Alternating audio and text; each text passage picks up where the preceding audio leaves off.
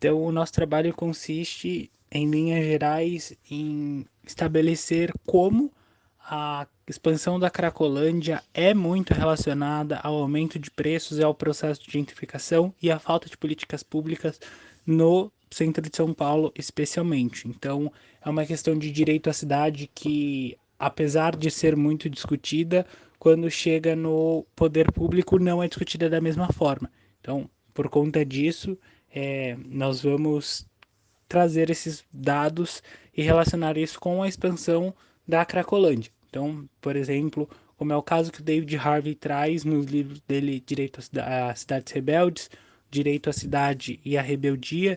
Então, ele trata como quando uma cidade não tem os direitos garantidos, então quando uma cidade não tem nenhum poder público que realize algum programa social ou que tenha algum apoio social, algum apoio para as pessoas que não têm o suporte ou familiar ou então o suporte financeiro necessário, como essas cidades tendem a criar esses espaços vagos, esses espaços abertos para as pessoas que estão marginalizadas.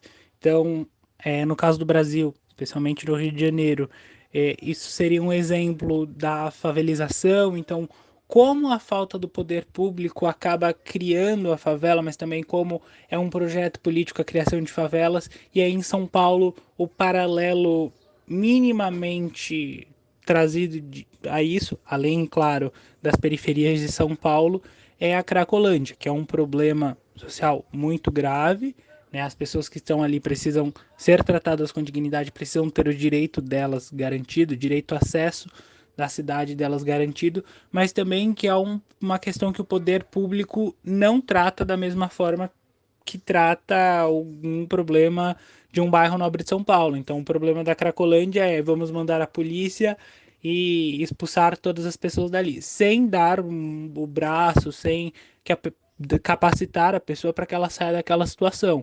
Então, nós tivemos alguns anos atrás, quando estávamos na gestão do Haddad aqui em São Paulo, a prefeitura do Haddad, um programa da Cracolândia que, se não me engano, chama de Braços Abertos, e que foi o programa mais efetivo até o momento em relação à Cracolândia. Então era um programa onde as pessoas ficavam horas do dia trabalhando, claro, tinha um limite de horas para que não se tornasse também o trabalho análogo à escravidão, e aquelas pessoas tinham também alguns outros benefícios. Então tinham a expansão de albergues para que elas fossem morar. E hoje nós temos relatos de que uma das principais reclamações das pessoas que participavam desses programas, das pessoas que estavam na Cracolândia, é que elas não poderiam trabalhar tanto.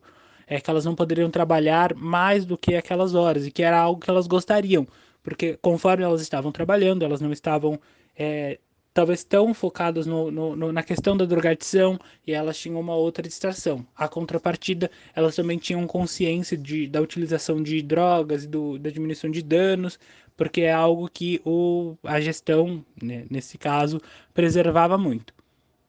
Então, o nosso trabalho consiste basicamente nisso. Então, essas são as obras escolhidas para basilar o trabalho, porque são obras que tratam ao mesmo tempo dessa questão da pegada social, mas também da parte mais jurídica de como realizar o direito ao acesso à cidade de São Paulo. Também se correlaciona com o tema da aula, que é uma nova economia. Então, como pensar uma economia para a cidade, como pensar uma economia urbana.